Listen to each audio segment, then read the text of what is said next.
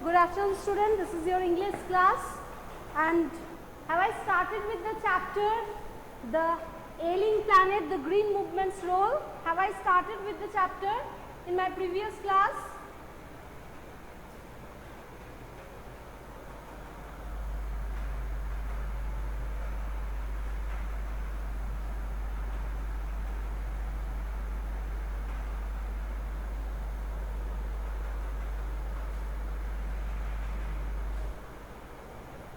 Okay.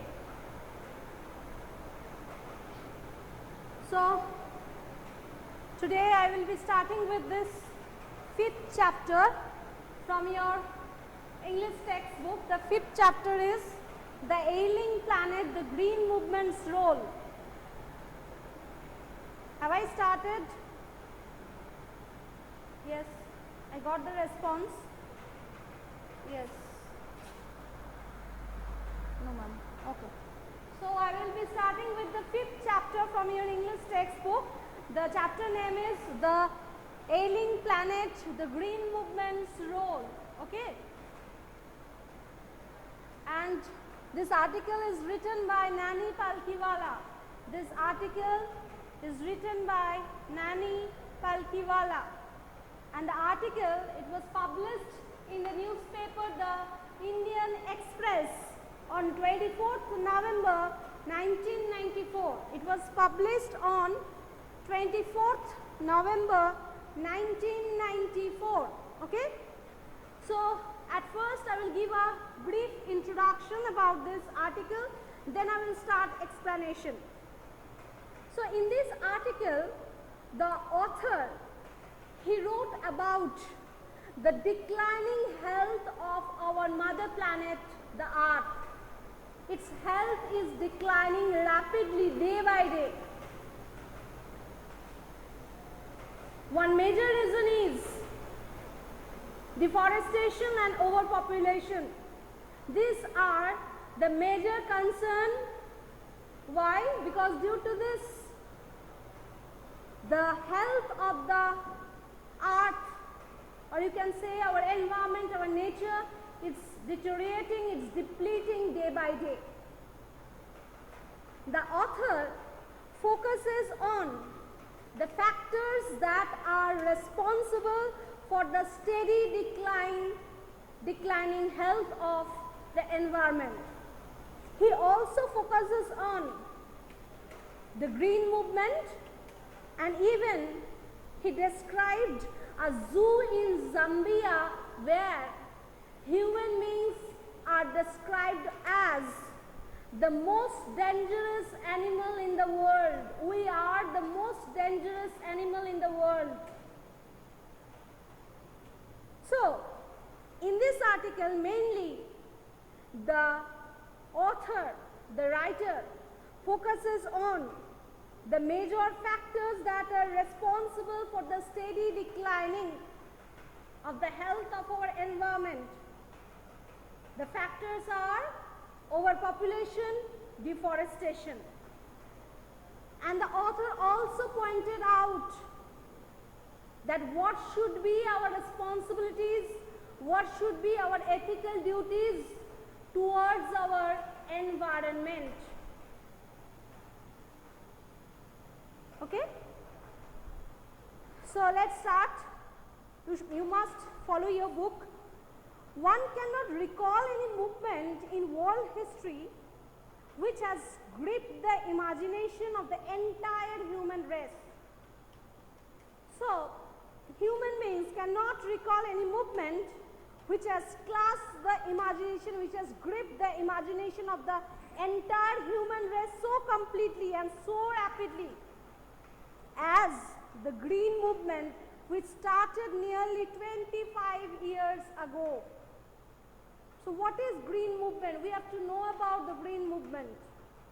The green movement, it emphasizes, it focuses on people to follow environment friendly practices. Whatever role we are playing in society, it should be eco-friendly, it should be environment friendly. the practices, the measures should be environment friendly, which had started nearly 25 years back. In 1972, the world's first nationwide Green Party was founded in New Zealand. So in New Zealand, the world's first nationwide Green Party was introduced in 1972. Since then, the movement has not looked back. It has stepped forward for the protection, for the safeguard of our environment, to protect our mother planet. We have shifted one hopes irrevocably from the mechanistic view to a holistic and ecological view of this world. So we have to change our perception. We have to change our view. In past, human beings had given emphasis on the importance of urbanization and industrialization. From the time of Industrial Revolution, we have given importance, we have given emphasis for economic development, and we have just discarded the focus from our environment. We have not protected our environment. So what we have to do, we have to change our perception from mechanistic view. That means we will not only develop economically, we will also have a holistic approach. We should have a clear ecological view towards our environment. This means we will preserve our environment, and we have to understand that what are the factors behind the depletion of our environment, and we have to understand that we have to cure our ailing mother planet. So this is the meaning of mechanic view to holistic and ecological view. That means we have to change our concept.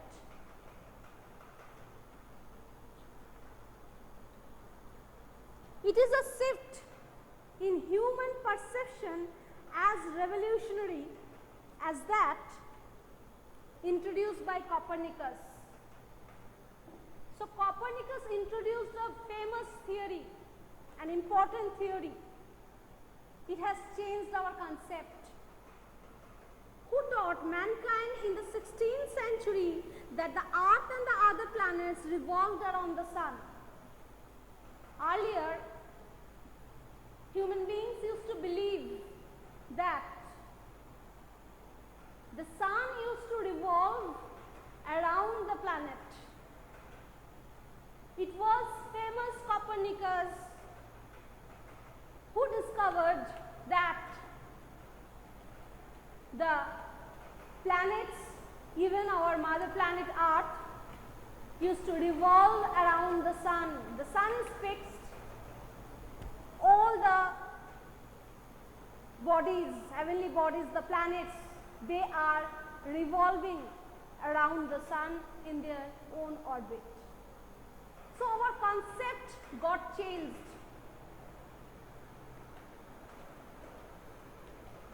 For the first time in human history, there is a growing worldwide consciousness that the earth itself is a living organism, an enormous being of which we are part. So we have to change our concept. There is an awareness, there is a consciousness worldwide that the earth itself is a living organism, and we are all, we means the living species, are all the integral part of this mother earth, of this planet. It has its own metabolic needs and vital processes which need to be respected and preserved. That means every organism has metabolic process. That means the process of consumption of food, then Why we are consuming the food? To gain energy. Okay? So the earth has its own metabolic process and other vital processes. We have to understand them and we have to respect it and we have to preserve it. So the earth itself is a living organism just like other living species which existed in our mother planet. The earth's vital signs reveal a patient in declining health. So some of the vital signs have been pointed out, that the earth is now like a patient whose health is declining day by day. How its health is declining? There are so many factors. There are so many reasons behind the declining health of this earth. Deforestation, overpopulation. Okay? So these are the factors. Industrialization, urbanization, rapid decline in the rate of forestry, deforestation. So many factors are there for the rapid declining health of this mother planet. So what we have to do, what is our role? We have begun to realize our ethical obligations. Ethical obligations means our duties, our responsibilities to be good stewards of the planet. Stewards means manager. And responsible trustees of the legacy to future generation. Legacy means inheritance. So what we have to do, we have to realize that our environment is depleting day by day. What should be our role? We should be a good manager to protect our environment. We should follow some responsibilities and duties to safeguard our environment. And we need to be responsible trustees to pass this legacy. Legacy means the inheritance of environment that we have got from nature. We have not got it from our forefathers. The environment we have not got it from our ancestors. We have got it from this mother planet. So what we have to do, we have to protect it, we have to safeguard it for our future generation. That means we have to pass our inheritance to our future generation. The concept of sustainable development was popularized in 1987 by the World Commission on Environment and Development. You must be aware of this term sustainable development, which was popularized in the year of 1987 by the World Commission on Environment and Development. In its report, it defined the idea as development that meets the needs of the present without compromising the ability of future generation to meet their needs. That is, without striping the natural world of resource future generations would need. What should be our duty? What should be our responsibility? That's why we have introduced the term sustainable development. The development that not only meets the demand of our present generation, but also we will preserve our natural resources for our future generation. So not only we will meet up the demand of the natural resources for our present generation, not only we will only use it, but also we will keep it, we will preserve it, we will conserve it for our future generation, to fulfill the needs, to fulfill the demands of our future generation. This is called sustainable development. If we would not do this, then what would happen? Then we will leave a barren planet for our future generation. In the zoo at Lusaka, Zambia, there is a cage where the notice reads, "The world's most dangerous animal." So in the zoo at Lusaka in Zambia, there is a cage, and inside the cage there is a notice. The notice reads like this: the world's most dangerous animal. Obviously, an irony is there behind this notice. Inside the cage, there is no animal but a mirror where you see yourself. So, inside the cage, what we would expect? We would expect that a dangerous animal would be there. But reality is different. The reality is opposite. There is a mirror inside the cage, and we could see our own reflection in the mirror. This means human beings are the world's most dangerous animal. Thanks to the efforts of a number of agencies in different countries, a new awareness has now dawned upon the most dangerous animal in the world. So, number of agencies from different countries, they got aware, they spread the awareness that started in few centuries back that human beings are the most dangerous animal in the world. Some years back, we came to know that we, the human beings, are the most dangerous animal. He has realized the wisdom of shifting from a system based on domination to one based on partnership. So human beings have realized the importance of shifting from a system of domination. Earlier, people used to dominate. People used to follow the system of domination. Now, we have to change our system to the system of partnership. That means we have to be interdependent. Otherwise, we could not able to survive. We won't able to survive if we would not be interdependent. Scientists have catalogued about 1.4 million living species with which mankind shares the earth.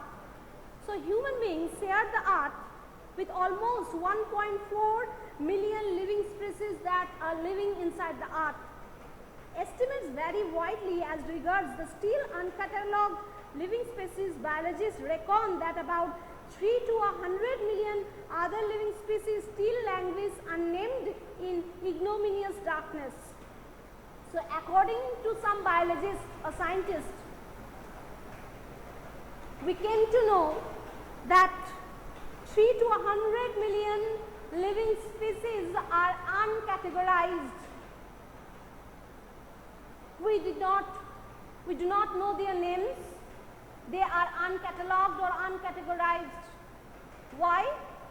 Either due to language, unnamed, that means weakness, we could not able to find them, or due to ignominious darkness, or ignominious darkness means due to lack of knowledge about them.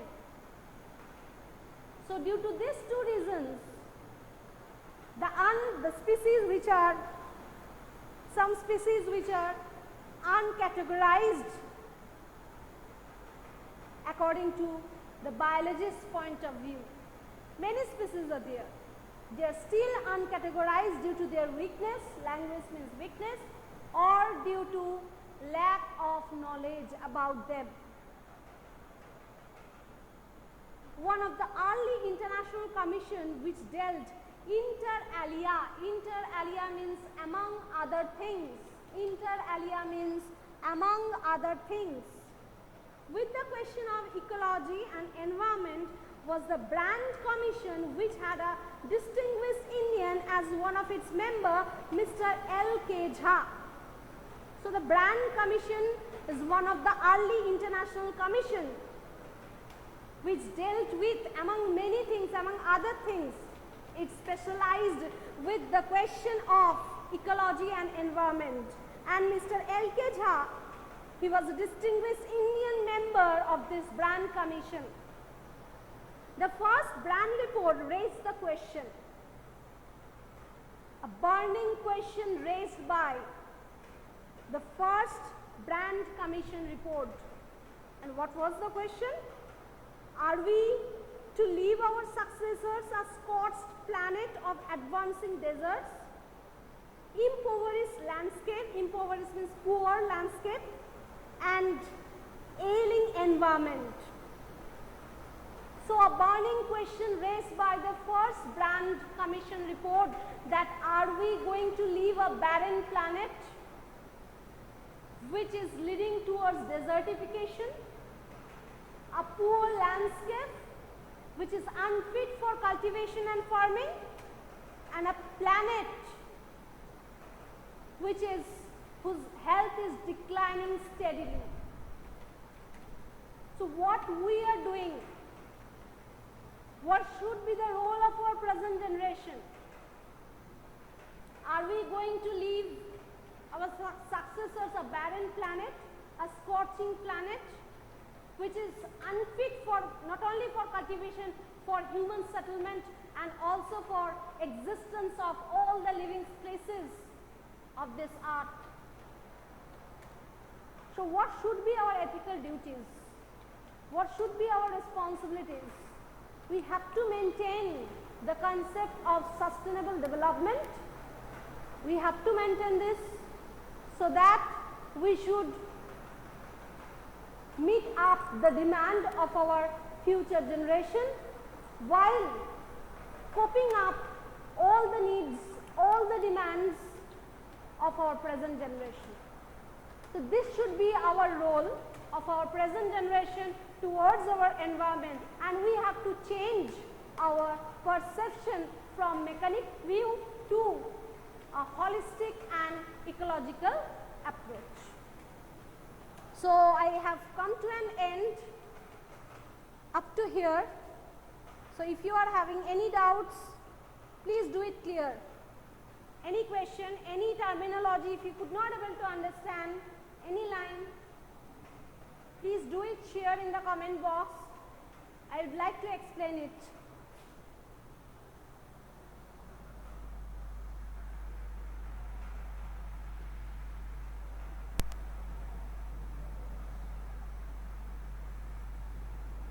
Okay. Others?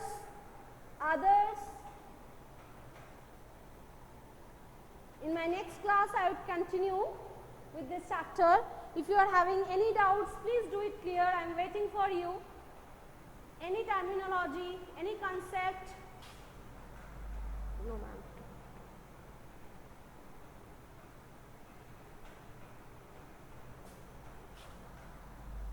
Okay. So read the chapter in my next class. If you are feeling any doubts or having any doubts, please do it clear after reading it at home. And in my next class, I would like to continue with this chapter. Till then, thank you very much. Have a nice day.